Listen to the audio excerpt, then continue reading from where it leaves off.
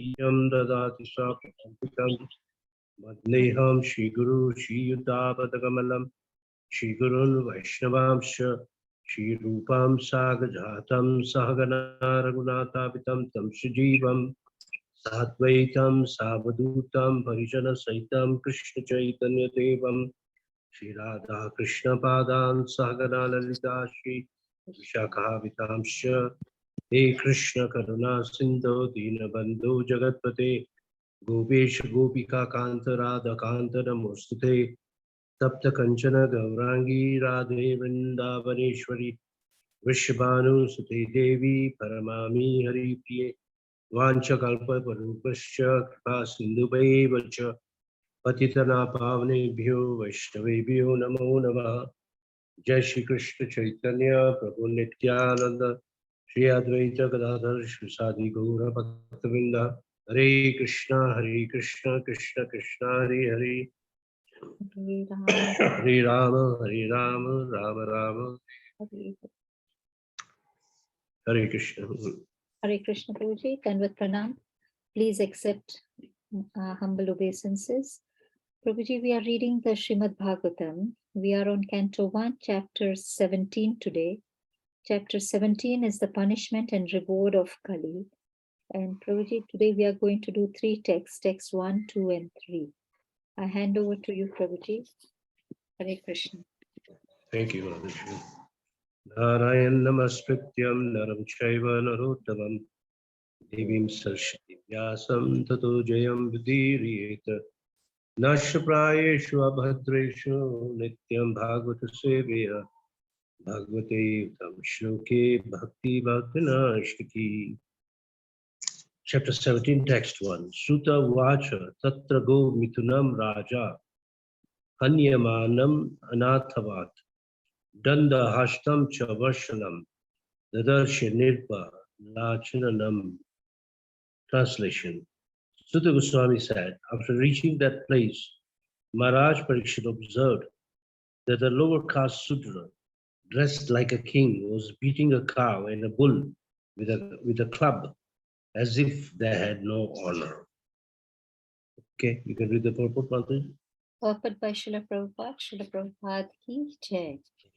The principal sign of the age of Kali is that lower caste Shudras, that is, men without Brahmanical culture and spiritual initiation, will be dressed like administrators or kings, and the principal business of such non-Kshatriya rulers will be to kill the innocent animals, especially the cows and the bulls, who shall be unprotected by their masters, the bona fide Vaishyas, the mercantile community. In the Bhagavad Gita 18.44, it is said that the Vaishyas are meant to deal in agriculture, cow protection, and trade. In the age of Kali, the degraded Vaishyas, the mercantile people, are engaged in supplying cows to slaughterhouses. The Kshatriya are meant to protect the citizens of the state, whereas the Vaishyas are meant to protect the cows and bulls and utilize them to produce grains and milk. The cow is meant to deliver milk and the bull is meant to produce grains. But in the age of Kali, the Shudra class of men are in the post of administrators, and the cows and bulls, or the mothers and the fathers unprotected by the Vaishyas, are subjected to the slaughterhouses organized by the Shudra administrators. Hare Krishna.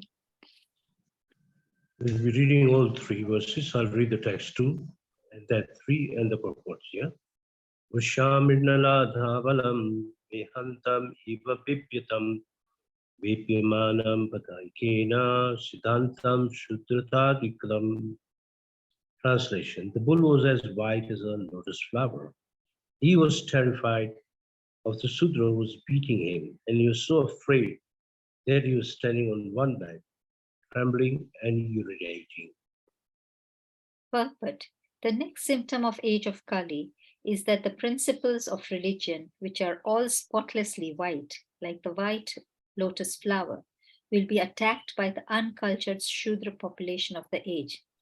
They may be descendants of Brahmana, or Kshatriyas forefathers, but in the age of Kali, for want of sufficient education and culture of Vedic wisdom, such a Shudra-like population will defy the principles of religion, and persons who are religiously endowed will be terrified by such men. They will declare themselves as adherents of no religious principles, and many isms and cults will spring up in the Kali Yuga only to kill the spotless bull of religion. The state will be declared to be secular or without any particular principle of religion, and as a result, there will be total indifference to the principle of religion. The citizens will be free to act as they like without respect of sadhu, shastra, and guru. The bull standing in one leg indicates that the principle of religion are gradually diminishing. Even the fragmental existence of the religious principles will be embarrassed by so many obstacles as if in the trembling condition of falling down at any time. Hare Krishna. Hare Krishna. Thank you. Text 3. Gam cha dharma dugandinam Visham sudra padahatam Vivasam ashu vadanam Shamamam yavasham ichatim. Translation. Although the cow is beneficial because one can draw religious principles from her, she was now rendered poor and calfless. Her legs were being beaten by a Sudra. There were tears in her eyes, and she was distressed and weak. She was hankering after some grass in the field. Read the purport. Purport. The next symptom of age of Kali is the distressed condition of the cow. Milking the cow means drawing the principles of religion in a liquid form. The great rishis and munis would live only on milk.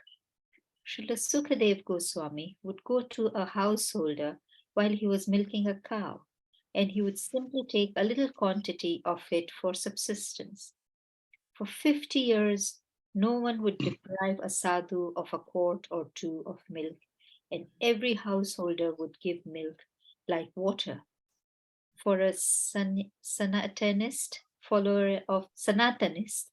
a follower of Vedic principle, it is the duty of every householder to have cows and bulls as a household paraphernalia, not only for drinking milk, but also for deriving religious principles. The Sanatanist worships cow on religious principles and respects Brahmanas. The cow milk is required for the sacrificial fire, and by performing sacrifices, the householder can be happy. The cow's calf not only is beautiful to look at, but also gives satisfaction to the cow, and so she delivers as much milk as possible. But in the Kali Yuga, the calves are separated from the cows as early as possible for purposes which may not be mentioned in these pages of Srimad Bhagavatam.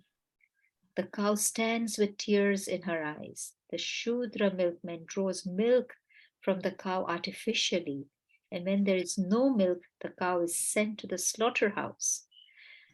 These greatly sinful acts are responsible for all the troubles in the present society. People do not know what they are doing in the name of economic development. The influence of Kali will keep them in the darkness of ignorance. Despite all endeavors for the peace and prosperity, they must try to see the cows and the bulls happy in all respects. Foolish people do not know how one earns happiness by making the cows and bulls happy, but it is a fact by the law of nature. Let us take it from the authority of Srimad Bhagavatam and adopt the principles for the total happiness of humanity. Hare Krishna, Prabhuji. Over to you. Thank you. So we are doing 3 texts together. I'll repeat the verses. Sudha Goswami said, after reaching that place, Maharaj Parikshit observed that a lower caste Sudra, dressed like a king, was beating a cow and a bull with a club, as if they had no honor. And then in the text 2, the bull was as white as a white lotus flower. He was terrified of the Sudra who was beating him. And he was so afraid that he was standing on one leg, trembling and urinating. Text 3. Although the cow is beneficial because one can draw religious principles from her, she was now rendered poor and calfless. Her legs were being beaten by a Sudra. There were tears in her eyes, and she was distressed and weak. She was hankering after some grass in the field. So we discuss the points in all the 3 verses. Here, Sri Prabhupada begins by explaining that the principal side of Kali Yuga is the low class of people. Who are low class? Those who don't follow Brahminical culture. In the Vedic system, in the Varnashram system, there are 3 classes: Brahmins, Kshatriyas, Vaishyas, who are strictly following Brahminical culture. And even the Sutras. But then, the present age, Kali Yuga, Kalo Sutra Sabhava, practically everyone is a Sutra, and they don't like Brahminical culture. Brahminical culture means to be clean, truthful, honest, abiding by the scriptures, following the religious principles, being truthful, and austere. All these qualities people don't like. Today you hardly find people who have all these qualities. Very difficult. And such people will be voted to come into power. The present system of government is democracy, and they choose the leader. And who chooses the whole people? Everyone chooses the choice. And people are misled to choose someone who will offer them sense enjoyment, not someone who will protect them or who are knowledgeable in scriptures or those who abide by the scriptures. If you go to the 4th chapter of Bhagavad Gita, in the very first verse, in the purport, Sri Prabhupada explains, this Bhagavad Gita was given to the Rajashis. Rajasis means saintly kings. And they had the knowledge of Bhagavad Gita and they rule accordingly. The main thing, advantage of such kings was they will not allow the lust to be freely used. They'll keep the lust away. That's why the whole Vedic culture is to keep the lust away. This is the biggest difference between that culture and present culture. And because such people become administrators, they don't value animals. They say, okay, just human beings. And even in the modern culture, there's a big, big gap between rich and the poor. Rich keep becoming richer, poor keep becoming poorer. Middle class is to struggle. In this way, they don't even care for animals, especially cows and bulls who were originally protected by Vaishyas. Their Vaishyas were their masters. Why their masters? Sorry. The Kshatriyas were the masters or the protectors of the entire society. And the Vaishyas were protector of the cows and the bulls. In this way, the entire society was protected. If you go Varnashram system is a very scientific system in which everyone is protected by everyone. For example, the Brahmins protect the entire society by giving them scriptural knowledge. The Kshatriyas protect them with their arms, make sure that everyone remains protected, especially women, children, and elderly people. And who are protected by who protected cows and bulls were the Vaishyas, which is written that if you go to the 18th chapter, the Vaishyas, the dharma of a Vaishya is Kishi Go Raksha Vanicham. Kishi means agriculture, Go Raksha means cow protection, Vanicham means business. These are the 3 duties of the Vaishyas. Then make sure that everyone gets ample grains to eat. No one remains hungry. Even if you go to India, now, those who follow Vedic culture will never refuse you food. They'll definitely give you. If there's no food, they'll say, wait, we'll cook for you. And in the states like Punjab, where there's a lot of grains, the grains are just given away. Eat. They call it roti. They'll make it for you. And there's ample milk also. And still, in the Vaishnava culture, food is an important aspect. Eating food which has been offered to Krishna and honoring food. We don't just eat, we honor food. So in this way, there was ample grains and ample milk. In the times of Maharaj Yudhishthira, was a typical Kshatriya king. The milk was so much that sometimes, because the cows were so happy because they were protected, the milk will be released automatically, and the grounds used to be wet. So this is how the Kshatriyas would protect the society. Now, if you go, let's take a glimpse into Chaitanya Charitamrita. You'll find that there's an incident in which the Muslim government or the Mughal governments, they were complained by some Smarta Brahmanas that look at these new Hindus. They are doing kirtan all night and the sound is so loud, we don't like this. And it is not in the scriptures. Now, because the Qazi was complaining, Qazi took the steps, he sent people to stop the kirtan. So in the due course, he broke the mridanga. One of the people who came, they broke the mridanga. And Chaitanya Mahaprabhu was complaining that they did this. So Chaitanya Mahaprabhu gathered 100,000 people, not few, 100,000 people. That's in the evening, and they held torches in their hand. Not the present torches, but the older, the traditional torch, in which there's a long bamboo stick, they tie some cloth, put some oil in it and burn it. And in this way, when Qazi saw 100,000 people coming towards his house, he was scared. And Chaitanya Mahaprabhu was the leader. And he entered the house. And Chaitanya, since Qazi was very, very frightened, he welcomed Chaitanya Mahaprabhu and told him to sit. He says, your father and I am friends. Your father is, I am your uncle also. He tried to pacify Chaitanya Mahaprabhu.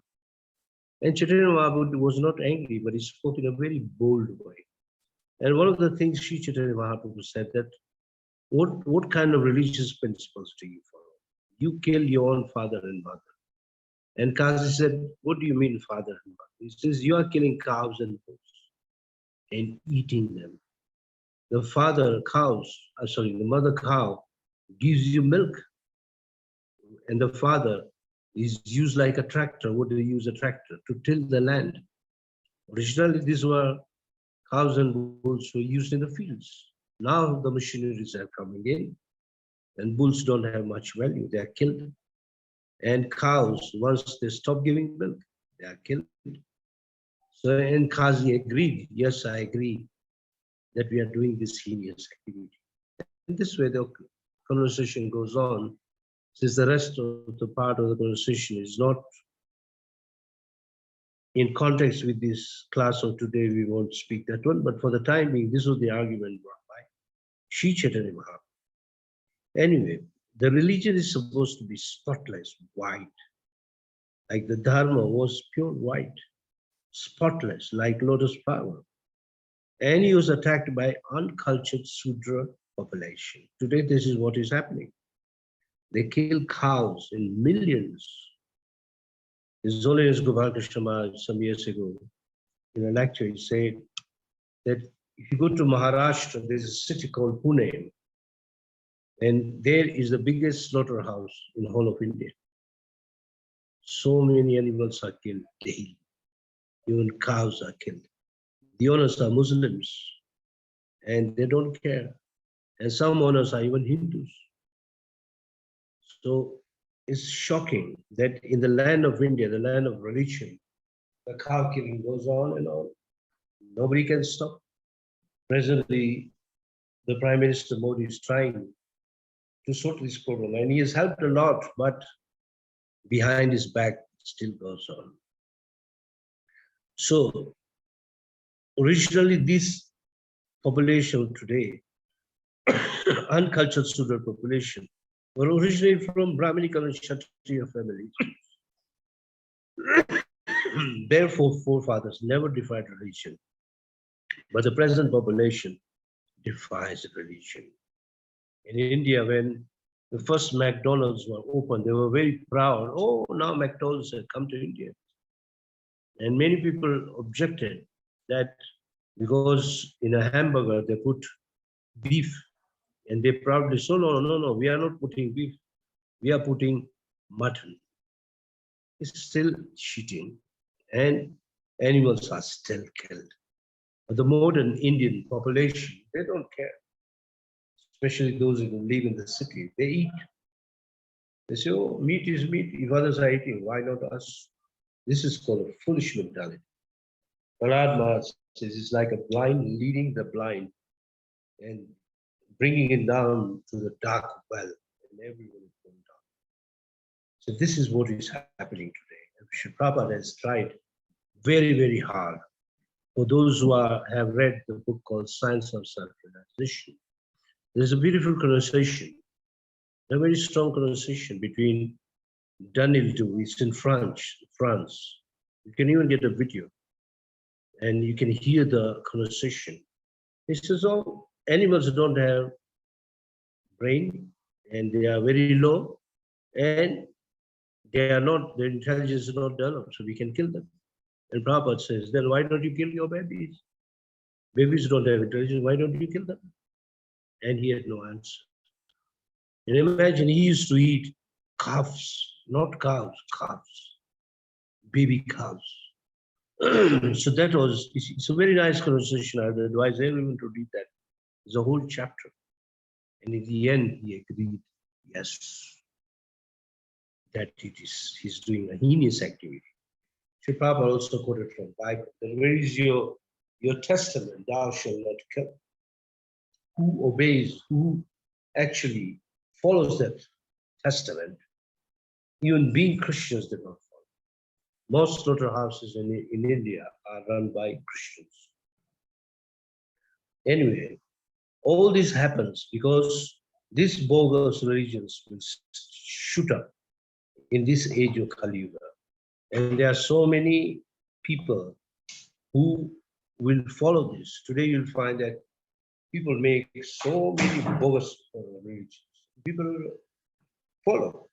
And they are not even religion. Any religion that does not teach you four things: cleanliness, austerity, truthfulness, and what do you call it? Self-control. These are not religions. These are bogus. But if you tell them, they say, no, we like it like this. But we are actually endangering our life and creating so much nonsense in the name of religion. And why people don't like religion these days? Because many of these religious followers are just deprecious people.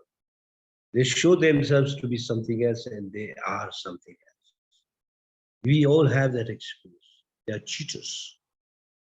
We had this big discussion just on Monday, day before yesterday. Somebody asked a question that we devotees go to Vrindavan. How can we know who are genuine devotees, who are not genuine devotees? Because in Vrindavan also you find bogus devotees. Prabhupada calls them sahijyas. They even put Vaishnava tilak like this. They can even speak Krishna Katha.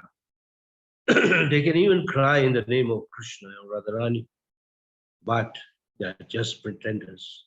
They're only out for women and money. So it's very difficult to judge who is a devotee. So even we have to be careful whom we associate with. So if you are not a cheater, you will not be cheated. But if you are a cheater yourself, you will be cheated. This is what Srila Prabhupada says. If you don't want to be cheated, Krishna will protect you. But if we want to be cheated, it doesn't mean your weakness. It means you're not serious following your religious principles. If you're not following the rules, regulations laid down by our acharyas, especially by Srila Prabhupada, who's even simplified them and adapted them in a way that we can actually practice them very easily. But people don't want to do that. They want it their way. I've seen that there are people who know a little and they'll try to show they know too much. And actually, really speaking, they don't know. Furthermore, Sri Prabhupada gave a very clear instruction. Chant your rounds for regular prayers and read my books. Even in our ISKCON, not everyone reads books. Very few people read. Very few people attend Bhagavatam class. The rest, they say they are not interested. Rest, they think we'll do our rounds and that's it. But as the years go on and on, even those rounds go down and down. And then you give up ISKCON and you go away. Because they are attracted to other pseudo societies which don't force these regulations. They say you can do what you want, you can eat whatever you eat, whatever you call, you just love Krishna and you come into a gopi bhav, and people get attracted to this and people get cheated. And that is what is happening. Here, Sri Prabhupada says that citizens don't care today for three things. They don't want to take any instructions from the Guru, Sadhu, and Shastras. They say it's not important. Others say it is old-fashioned. It's very common to hear this language in India. They say, oh, this is all old-fashioned. We don't need to practice, it's not a necessity. And if we practice, then we'll remain backwards. Now, what is backwards? You are actually backwards when you don't follow. When you follow Guru, you have a road in front of you. Guru is not just showing the road, he gives you the eyes to see. And he is also protecting you. This is the duty of the Guru. Same thing is done by a sadhu and same thing is done by the Shastra. Sometimes people question, why do we need to read scriptures when we are already following regulatory principles? Yes, you need to read scriptures. Understand them, follow them. Just like today morning, we attended, I was invited in one house to give a program. And the lady asked that, when I asked the lady that you are initiated, are you reading Bhagavad Gita? She said, I read 3 times. I said, oh, in 2 years you read 3 times. So I asked a simple question and she would not answer. It means she read for the sake of reading, but she did not assimilate anything. She knows few Sanskrit verses here and there, but really speaking, she cannot actually quote anything. And as it is, she was very confused. That is why I was invited to ask what is the problem. And I realized that she was doing things which she was not meant to do.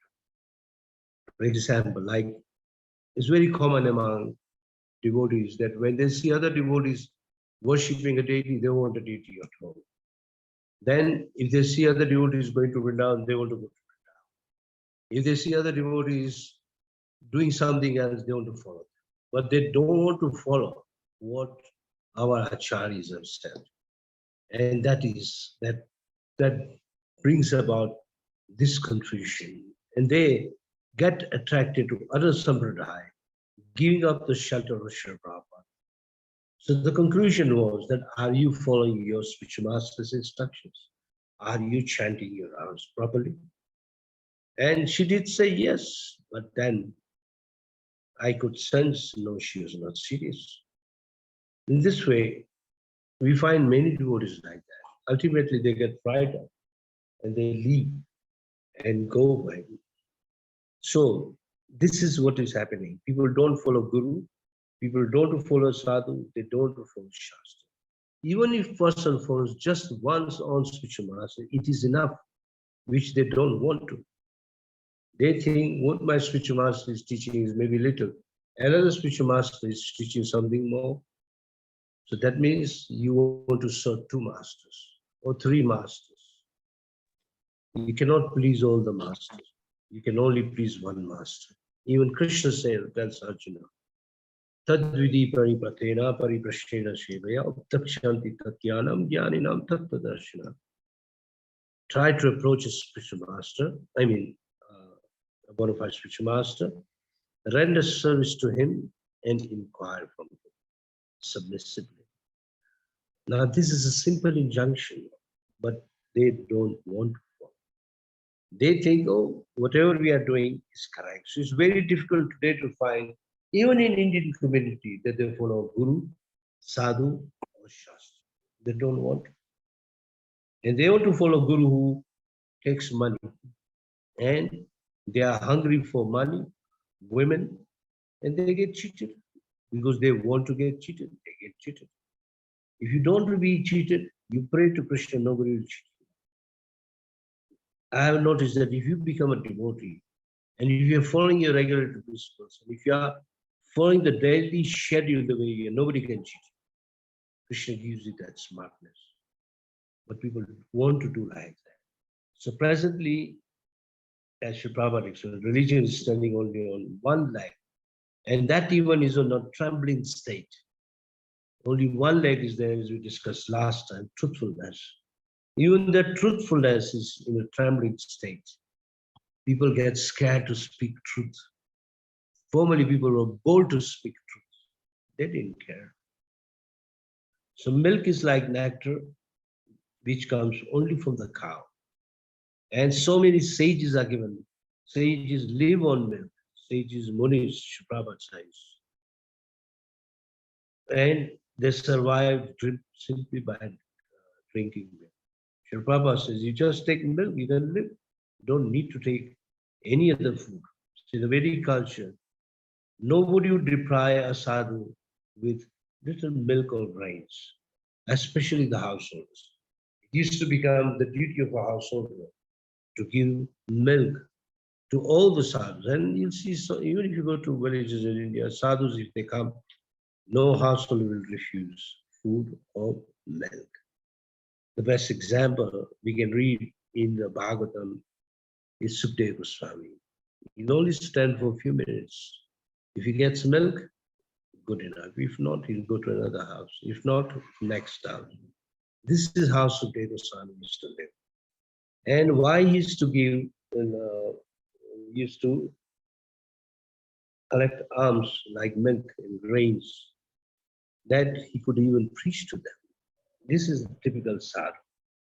Sri Prabhupada makes a very illustrative point that if you see calves, calves are so beautiful that you feel like even hugging them.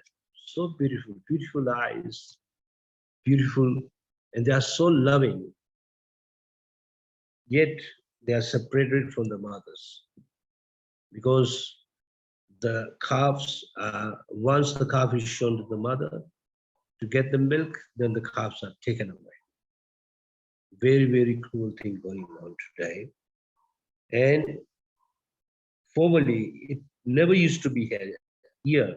Shepard uses the word Sanatanis. Sanatanis means those who follow Sanatan Dharma. Not Satan, yeah, is Sanatan. Don't mix up the word. Sanatanis, it's not Satanists. Sanatana, Sanatan Dharma. Somebody may read fast and may think, oh, why Prabhupada has written that? The Prabhupada has written correctly. Those who follow Sanatan Dharma, they keep cows and bulls happy.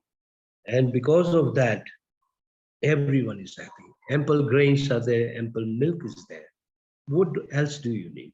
When you get grains, milk, and what do you call? Everything else the earth is giving. The earth is providing every need of a man. You don't need anything more than that. But the strong influence of Kali Yuga the influence of Kali Yuga is so strong that they are the ones which are attacked first, cows and bulls. They don't care. Because they think, oh, what will the cow do? They tie them up, they slaughter them. If those who have seen a slaughterhouse, they are shocked to see how they handle cows. They are showing some pictures. I have them here in my computer. I mean, if you see them, you will shiver actually when you see those pictures. You can even, your hairs can go up. When they want to download a cow from a ship, when they export to another country, they'll tie one leg of a cow and just hang it like that. If it falls, it will just die. And the cow is just suffering. And in the slaughterhouse, they drag the cows with heavy ropes, take them to the machines where they are slaughtered mercilessly. In India, they will kill them in a different way. First of all, they'll hit a huge hammer on the head of the cow. The hammer which is used in the construction, you know, those very to break buildings. The front part is as big as this. They'll just hit on the head. Imagine if someone hits a hammer on your head, how would you feel? So the cow becomes dizzy like that. Now, when the cow is dizzy, they pour hot, boiling water. And the cow is like burning. And while the cow is living, they skin the cow. And then the meat is removed. That means half living cow is killed. You can't stand the sight. Now, you can't even hear this. When I heard the first time, I was shivering. Does this happen? And the devotee said, yes, even in Bengal, where Sri Chaitanya Mahaprabhu, it is even happening there. So this is the state of life today. They don't care for cows. They don't care. And here Sri Prabhupada makes a point. From cow you get so many things. You cannot perform yajna without a cow. You can't get ghee. How will you perform yajna? You can't use diesel or petrol to perform yajna. Not possible. It's not allowed. If you do it, you can even die. The fumes of a petrol or diesel. You have to use ghee. Because the smoke of the ghee purifies the whole atmosphere. Then you need Brahminical people who follow Brahminical culture. Brahminical culture means obeying the Vedas, acting as per the Vedas. That is called Brahminical culture. And Brahminical culture means, really Brahminical culture means the Vaishnava culture, which Prabhupada is teaching us. That you follow this culture, pure vegetarian food, offered to Krishna, not eating even passionate food like onions or garlic. No intoxicants like tea, coffee, all these things are not allowed. Food which is prepared in the mode of goodness, offered to Krishna, and you eat that. That is a Vaishnava way of eating. And that is real Brahminical culture. You eat quietly, you honor the food, you respect the food. I have noticed that people, well, they are innocent. When you serve them food, they want more. And after that, they leave and throw it. People don't value food also. And they are hungry even. But because the belly is full, they throw it. We should not do like that. Don't waste grains. Don't waste milk. Don't waste prasadam. That is the thing. Eat. You can take 2 times, 3 times, but eat what you can consume. Don't take more than that. But this is happening. They think, oh, food is just coming. His Holiness Gopal Krishna Maharaj was saying in one lecture that in America, 2 things are wasted daily. One is electricity, the second is food. He said they'll just keep the lights on the whole night, many offices, and they just go home. Many houses, they'll keep the light on. They don't want to put off the light, means they are wasting electricity, and they waste food. Any garbage is full of food. They'll eat a little, rest is thrown away. They think if you eat all, it means you are a poor man. If you throw food, it means you're not a poor man. This is what. If you if you go to a restaurant to eat, they'll give you one dish, you eat a little, they take the dish away, they bring you the second one, you eat a little, it goes away. The third one, in this way, all the food goes to the dustbin, wasted. So Vedic culture means no waste. Protect even the environment, protect the trees, the animals. All living entities have a right to live. We have no right to destroy any living entity. because we can't give life to them. That is called Brahminical culture. Though it may seem to be very hard, serious, and a bit old-fashioned, but that is the fact. If we practice Vedic culture, we will be happy. Brahminical culture. No Brahminical culture means no truthfulness, no honesty, no sense control, and so many other ailments will enter your life. And all you could be will happen to your life is you become degraded. So this Krishna conscious movement is trying to uplift everyone, rise to the Brahminical culture, follow the Brahminical culture, so that you can live happily and others can live happily by seeing. Hare Krishna. Any questions on this? Hare Krishna. Hare Ramani Krishna. Prabhuji. Yes, Raman. Since you spoke about how people treat cows, right? I've also heard that for like these big companies, for milking cow also they don't treat the cows properly. What should we do in that case? There's nothing we can do, but if you are Krishna conscious, if you know them, at least advise them that please do not mistreat the cows like this. I mean, we don't know them, but should we just then avoid taking their products in that case? No, avoiding products like the people who are vegans.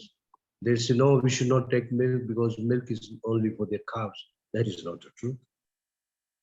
Milk is for, a portion is for the cow, but the rest is for the human society. And that is the generosity of the cow. So that if you stop taking milk, then they'll kill all the cows. They don't care. Like in Argentina, Brazil, they don't value cows. Highest beef comes from Argentina and Brazil. They eat meat. It's not normal for them. The hamburgers sold in America, is all coming from those cows. And they still eat hamburger. And they advertise in that way. So, but at least if we know the Vedic culture, we should try to stop it by trying to tell the people, do not act in a good way. Is it okay, Raman? Yeah, okay. I have one more question, please. Yes. I mean, it's not related to the topic you spoke, but it is related to what we eat. So I wanted to know, I mean, what are the disadvantages of consuming onion garlic? And for someone like me who is, I would say, addicted to onion garlic, how can I stop consuming it? Okay, even I was very much accustomed to eat onions before I took initiation because I had Punjabi friends, and when I would go to their house, all the food would be full of onions. Formerly, I was not eating, but because of friendship, because of association, I started eating. But when I came to ISKCON, I was told, no, you can't eat. And it doesn't make any difference if you eat without onions. Now, if you want the answer, then you go to Bhagavad Gita, in which 3 kinds of foods are explained. The Bhagavad Gita is here with me. If you go to the 17th chapter, I think it's the verse number 5 onwards. I can read the verses. Here, it starts from text 7, chapter 17. Even the food each person prefers is of 3 kinds, according to the 3 laws of nature. The same is true of sacrifice, austerities, and charity. Now hear of the distinctions between them. Text 8. Foods dear to those in the mode of goodness increase the duration of life, purifying one's existence and give strength, health and happiness and satisfaction. Such foods are juicy, that means fruits, vegetables, fatty, made of ghee, wholesome, grains, and pleasing to the heart. Text 9. Foods that are too bitter, too sour, salty, hot, pungent. Now here comes onions. Text 9. Raman Prabhu, you are hearing? Yes, I'm also side by side. Yes, I am. Okay. So if you go to text 9, you see the word pungent, it smells. Even after you're eating, your mouth smells. Dry and burning are dear to those in the mode of passion. Such foods cause distress, misery, and disease. Since we are reading 9, we should also read the 10. Food prepared more than 3 hours before being eaten, food that is tasteless, decomposed, and putrid, and food consisting of the remnants of and untouchable things is dear to those in the mode of darkness. So when you are in Krishna consciousness or you're taking the path of self-realization of bhakti, then you should avoid the foods mentioned in the text 9 and text 10. Some people even eat vegetarian, but they eat so hot and spicy that is as good as poison, because it spoils your gut, your intestines, and in the due course you get some disease. It's better to eat food which are mentioned in the word of goodness. Does it answer your question? Yes, it does. Thank you. And you'll notice that people who eat onions, garlic, they are very passionate. They become angry very fast. In most cases, they are very temperamental. Okay. Anybody has any other question?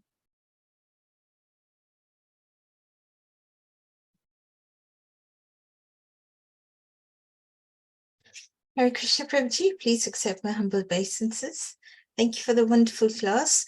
Prabhuji, just on the last answer around onion and garlic, because I have the same problem and I've struggled to come out of it, and I'm slowly coming out of it now by Krishna's mercy. And what really helped me was, as you said, when I was taught reading through the Bhagavad Gita and why it's a food of passion, and also the pastime that it is also Rahu and Ketu, that, you know, when during Samudra Manthan, when they wanted to have the Amrit, and then I think, I mean, correct me if I'm wrong somewhere, Prabhuji, but I think most of the demons were being able to, you know, they were diverted. Their attention was diverted by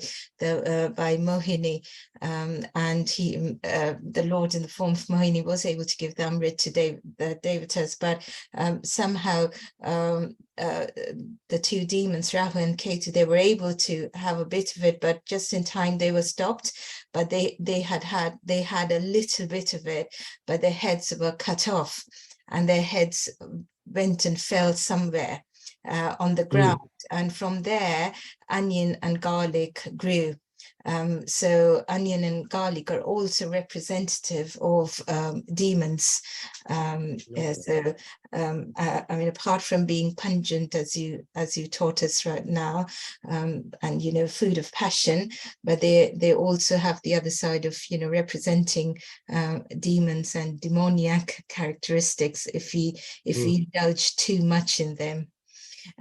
So I think that helped me a bit. I mean, you know, more than the fact that they are food of passion, this pastime that, you know, if I'm having them, I'm actually trying to have demoniac characteristics. That helped me give up food of having onion and garlic. So just wanted to share that reflection, Prabhuji. Thank you very much. Thank you for the reflection. I can add you one more. In the Puranas, there is a story of a Brahmin lady who wanted to taste meat, especially, well, it doesn't say cow meat, but it says meat. Now, this subject is not got to do with cows and bulls. This is with meat of another animal. I think it's goat meat. So what she did is, she found the leg of a killed animal, one leg, small portion. So she wanted to eat, she wanted to cook and eat, but somebody came there, so she buried it in the ground. And when the person went away, she removed it, the leg became the onion. This is explained in the Puranas. So onions and garlic were born like that. And there's one more story, not a story, but also from the Qurans, that once a Brahmin was performing yajna in a very low community, they offer flesh to the ancestors. So he was thinking, what does it taste like? So what he did is he from the yajna, when it was almost dying, the fire, he took some meat and he hid it in some leaf and put it near his leg. And then later on, when he opened the leaf, it became an onion. So there are many examples given in the scriptures. So thank you for that quotation you gave us, a reference. It's quite, what do you call, befitting this subject. Thank you, Okay, Prabhuji. Thank you. Hare Krishna. Hare Krishna. Anybody has any other question?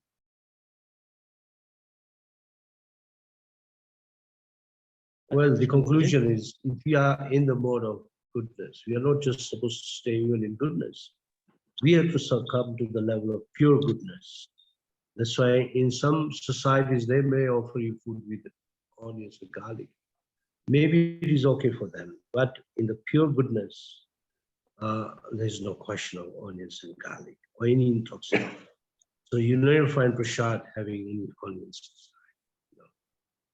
No prasad is onions. Even in our Gujarati culture, nobody would eat onions. This came in recently, almost about 20 years ago. That even in the community places, they were introduced onions. Still, there are many samaj, community places where still they don't allow this onions, garlic, pure vegetarian. That's it. Okay, if there's no questions, we can end up here. Yes, Prabhuji, Hare Krishna, Prabhuji. Thank you very much, Prabhuji, for your class. Prabhuji, this is not a question, but just I want to understand.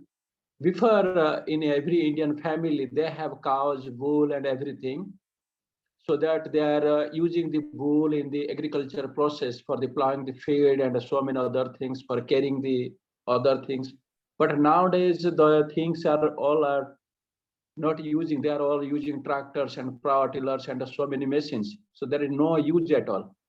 And so that even almost there is no cows, because if they are keeping the cows, then what they're supposed to do in the male cow, that is also problem. Even they are not selling, if it sell, so that maybe they are slaughtering or what is happened. So that is the situation is happening. Even in my village also, even my home, there are so many cows, bulls, so that 2-3 people that are taking care of the cows and bulls, because the bulls are using for the agriculture process. So now what's supposed to do? We're supposed to keep cows, then the male cow will come in, then what's supposed to do? There's nothing we can do because the influence of Kali Yuga is so strong. And since man has made motor cars and tractors, they made bulls useless. Formerly, bulls were not just used in the farms, they were even used in the transport. All the transport was done by bulls. Even up to 1960s in India, outside city, everywhere, there were bulls carrying so much load. And they were useful. Now. There's nothing we can do, but we should try ourselves not to kill them. That is the message. At least we have to be merciful towards them, have sympathy towards them. Okay? Yes, Prabhuji. So we can end up the class here? Yes, Prabhuji, we can end the class. So I request everyone, please unmute yourself and chant Hare Krishna mantra for glorification of His grace. Rukma Prabhuji, please join. Hare Krishna, Hare Krishna, Krishna Krishna, Hare Hare, Hare Rama, Rama Rama, Hare Hare. Namo